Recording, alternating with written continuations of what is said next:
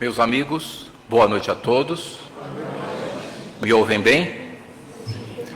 Primeiramente, peço desculpas pelos trajes excessivamente formais, mas hoje foi um dia meio confuso, não consegui passar em casa, vim direto do trabalho. Meus amigos, agradeço imensamente mais um convite para participar com todos vocês aqui no nosso querido Núcleo Assistencial Espírita Paz e Amor em Jesus, para mais um trabalho de Evangelho, vibrações e passes nesta casa que tem como característica central o amparo aos corações aflitos, estejam eles na terra ou no céu.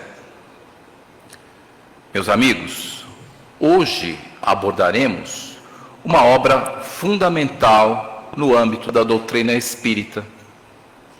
Trata-se deste livro que eu trago em mãos, Lázaro Redivivo, psicografia, de Francisco Cândido Xavier. Trata-se da 23ª obra lançada pelo nosso querido Chico Xavier, e uma obra ditada por Irmão X. Para que nós possamos alcançar a real importância deste livro de valor inestimável, é necessário que teçamos algumas considerações de caráter histórico, para que possamos entender em que contexto que esta obra, lançada no ano de 1945, surgiu. Para tanto, vou dar algumas pinceladas em relação à biografia do autor, do Irmão X, né? Pinceladas relativas à sua passagem pela Terra e também pela sua permanência no plano espiritual. Irmão X, um pseudônimo, mas um pseudônimo que não guarda muito segredo para aqueles que são próximos das coisas da doutrina espírita. Irmão X é o pseudônimo de um escritor muito famoso, Humberto de Campos. Humberto de Campos, meus amigos, nasceu no estado do Maranhão, no ano de 1886. Aos 6 anos de idade, seu pai desencarnou. Ele teve que cedo começar a trabalhar no comércio. Aos 17 anos, ele realizou seu sonho. O sonho de Humberto de Campos, desde tenra idade, sempre foi o de alcançar o ofício de escrever. E aos 17 anos de idade, ele se transferiu para a capital de um estado vizinho, Pará, e passou a trabalhar nas redações dos jornais. Já aos 24 anos de idade, precisamente no ano de 1910, o nosso querido Humberto de Campos lançou a sua primeira obra, Na Terra, um livro intitulado Poeira, uma coleção de poemas. 2 anos depois, em 1912, ele já estava instalado no Rio de Janeiro, que naquela época, como nós sabemos, era a capital do nosso país e a cidade mais importante do Brasil. Na capital brasileira, ele fez uma carreira meteórica e invejável. Já no ano de 1919, ele foi eleito para a Academia Brasileira de Letras, fato que, por si só, revela todo o talento do nosso autor. Os anos foram se passando, e eis que, no ano de 1932, pela primeira vez, as vidas de Humberto de Campos, ou se preferirmos, Irmão X, e de Francisco Cândido Xavier, se cruzam. Porque foi no ano de 1932 que o inesquecível médium Francisco Cândido Xavier assombrou o Brasil com a publicação de um livro antológico, Parnaso de Além Túmulo. O que temos nessa obra? Uma coleção de poemas de poetas brasileiros e portugueses, com um detalhe: todos eles desencarnados. E assim, o nosso Humberto de Campos, já um escritor consagrado e também um cronista muito famoso, escreve no jornal que ele trabalhava, no ano de 1932, uma crônica intitulada exatamente Cronistas do Outro Mundo, melhor dizendo, Poetas do Outro Mundo, né? Utilizando toda a sua verve literária e a ironia que ele manejava como ninguém, dizendo que aquela concorrência dos poetas desencarnados era injusta em relação aos escritores que, encarnados, faziam do ato de escrever o seu ganha-pão. Os anos continuaram avançando e exatamente em 1934, com apenas 48 anos de idade, Humberto de Campos desencarna. Para ser mais preciso, no dia 5 de dezembro de 1934. Poucos meses depois, Chico Xavier relata a Manuel Quintão, que era uma personalidade importante da Federação Espírita Brasileira, e Manuel Quintão, que foi o responsável pela publicação do primeiro livro psicografado por Chico Xavier, o Parnaso de Além Túmulo. Chico escreve uma carta para Manuel Quintão. Chico em Pedro Leopoldo, no estado de Minas Gerais, Manuel Quintão, no Rio de Janeiro. E ele diz: sonhei com Humberto de Campos. E mais do que isso, ele me ditou 3 crônicas. Submeto essas crônicas à sua avaliação, porque ele faz uma série de citações falando da mitologia grega, da história do Brasil, da história universal, citando personagens que eu desconheço. Vamos recordar, meus amigos, Chico Xavier estudou até o 4º ano primário. Ainda assim, era capaz, pela via da psicografia, de escrever poemas, romances e textos de cunho filosófico e científico, como se dominasse todas essas áreas.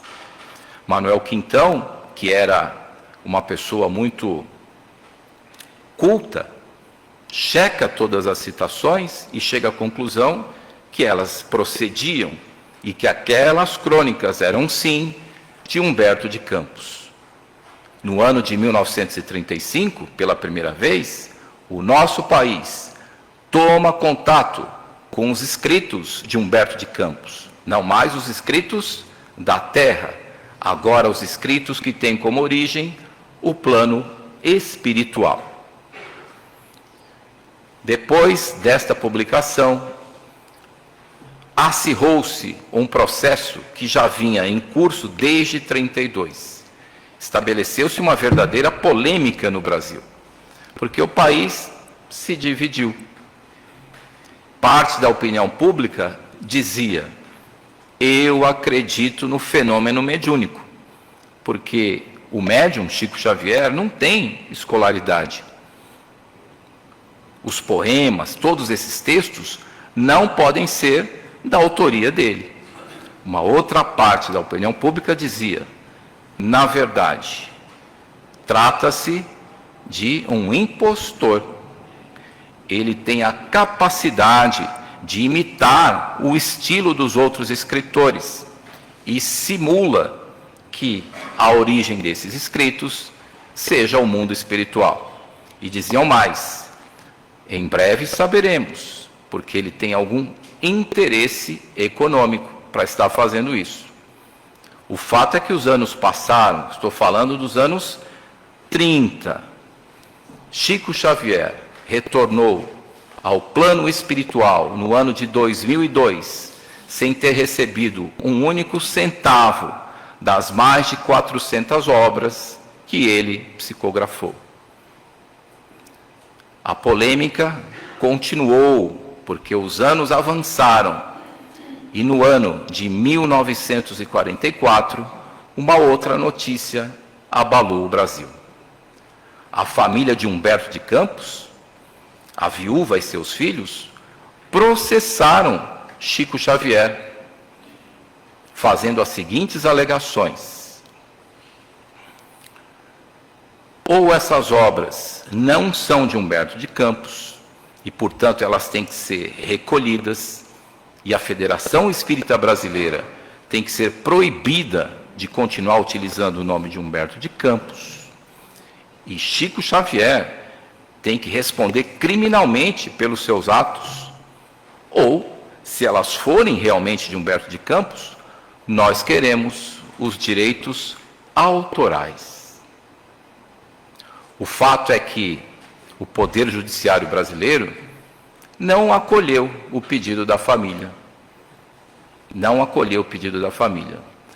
Mas este acontecimento deixou marcas no país, no movimento espírita e no próprio Humberto de Campos em espírito, que no ano subsequente, no ano de 1945, lança esta obra que eu tenho em mãos, Lázaro Redivivo, não mais assinando como Humberto de Campos, passando a assinar como Irmão X. Quando ele começou sua carreira literária, ele também usava um codinome, era Conselheiro 20, mais 20 é um algarismo romano, XX. Então, quando ele escolheu o pseudônimo, ele já dava indicativos que, olha, continua sendo Humberto de Campos que está escrevendo. Mas para evitar polêmicas, não é verdade? Para evitar polêmicas, não vou mais utilizar o nome que eu sustentava na terra. E essa obra memorável, meus amigos, a 23ª, lançada por Chico Xavier, traz algumas ideias centrais que estão contidas ali ao longo dos seus 50 capítulos. Algumas ideias centrais. A primeira delas, Humberto de Campos, ou Irmão X, por intermédio da sua verve literária, sustenta que o espírito é imortal. Esse é um dos temas desse livro, Lázaro Redivivo. Ele nos fala sobre a imortalidade da alma, um dos princípios da doutrina espírita. Todos nós que fomos criados na condição de espíritos simples e ignorantes e que marchamos de forma inexorável para um destino que é comum, o destino da perfeição e da felicidade eternas, somos imortais. Fenece o corpo, mas sobrevive a alma. Outra ideia central desta obra, Lázaro Redivivo. O que acontece no plano material se reflete no plano espiritual. E o que acontece no plano espiritual reflete no plano material. Como eu disse, aquele episódio do ano de 1944, o processo judicial contra Chico Xavier deixou marcas, inclusive no próprio autor espiritual, em Humberto de Campos, Irmão X, que ao longo de vários capítulos dessa obra, sem expressar isso, diretamente, dialoga com a sua própria família. É como se ele gritasse por intermédio destas páginas maravilhosas: eu sigo vivo, sou eu que estou escrevendo. Ele se define, ao longo da obra, como um cronista desencarnado, fazendo um contraponto ao cronista que havia sido na terra. Já no prefácio do livro, nós chegamos à conclusão que o Lázaro redivivo, que ele menciona no título, é ele próprio, é o próprio Humberto de Campos, é o próprio irmão X. Ele nos conta uma história sobre o Lázaro que nós conhecemos do Evangelho, aquele que estava no sepulcro e foi ressuscitado, entre aspas, pelo Divino Mestre Jesus. Por que entre aspas? Porque, na verdade, sabemos nós, os espíritas, Lázaro não havia desencarnado, não é verdade? Ele não havia desencarnado, ele estava num estado no qual ele não demonstrava os seus sinais vitais. O Divino Mestre Jesus, por intermédio da manipulação dos fluidos, fez com que ele se recuperasse. Para os antigos, é como se Lázaro houvesse ressuscitado. Mas conta Humberto de Campos, nos relata irmão X, que Lázaro, em certa ocasião, teve saudades de Jerusalém, onde existia o templo mais sagrado de todo o judaísmo. E ele vai a Jerusalém e é recebido muito mal, porque para os fariseus e para os escribas, ele havia descumprido a lei, tendo retornado do mundo dos mortos para o mundo dos vivos. E eles dizem, os mortos não falam. E Lázaro dizia, não foi exatamente isso que aconteceu, e se contrapõe, aos seus interlocutores. Mas quando ele conta essa história, dizendo os mortos não falam, na verdade Humberto de Campos está se referindo à sua família, que por intermédio da ação judicial disse, os mortos não falam, portanto esse livro não é de Humberto de Campos. No primeiro capítulo da obra, que eu insisto, tem 50 capítulos, Humberto de Campos, ou irmão X, faz uma prece, escreve um texto em forma de prece maravilhoso, no qual ele pede ao plano espiritual que o auxilie a esquecer todas as vaidades de literato. É como se fosse, e realmente é, uma prece na primeira pessoa. No 49º capítulo desta obra monumental, Lázaro Redivivo, ele trata das relações familiares e diz que, infelizmente, é muito comum que pouco depois da partida, do retorno ao plano espiritual do patriarca, os filhos que ficaram na terra esqueçam da sua memória e passem a se degladiar por conta da partilha dos bens. Mais uma menção indireta ao processo de 1944. E, por fim, no último capítulo da obra, no capítulo de número 50, ele escreve uma nova prece. Uma prece, diz ele, feita por um morto para os mortos. E nessa prece, ele enfatiza que é necessário que deixemos que cessem todos os direitos transitórios, quando estamos no plano espiritual, todos os direitos transitórios que são ligados à terra. Enfim, por intermédio desta obra antológica, Lázaro Redivivo, Humberto de Campos, ou irmão X, reafirma com todas as letras que quem envia as mensagens a Chico Xavier é ele, o mesmo Humberto de Campos do plano material, porque ele segue vivo, posto que todos os espíritos são imortais. A obra, evidentemente, aborda outros temas. São mensagens maravilhosas, de cunho evangélico, muito esclarecedoras. Eu diria, sem medo de errar, que este livro representa leitura obrigatória para todos aqueles que se interessam pela nossa querida doutrina espírita, que esclarece as nossas mentes e consola os nossos corações. E para comprovar esta tese, eu vou ler um breve trecho do capítulo 19 da obra, que tem como título Caridade. É assim que Humberto de Campos, é assim que irmão X, nesta obra monumental Lázaro Redivivo, define esta virtude sublime. Calar a tempo, desculpar ofensas, compreender a ignorância dos outros e tolerá-la, sofrer com serenidade pela causa do bem comum, ausentar-se da lamentação. Bondosos irmãos, que nós possamos aprender com Humberto de Campos não só esta lição sobre a caridade, mas como todas as outras que ele nos transmitiu por intermédio de Chico Xavier, nos 14 livros que ele ditou para o médium de Pedro Leopoldo. E no momento que eu encerro esta breve exposição, agradecendo a todos por vossa generosa atenção, eu rogo a Jesus que conceda paz e amor a todos os corações. Boa noite.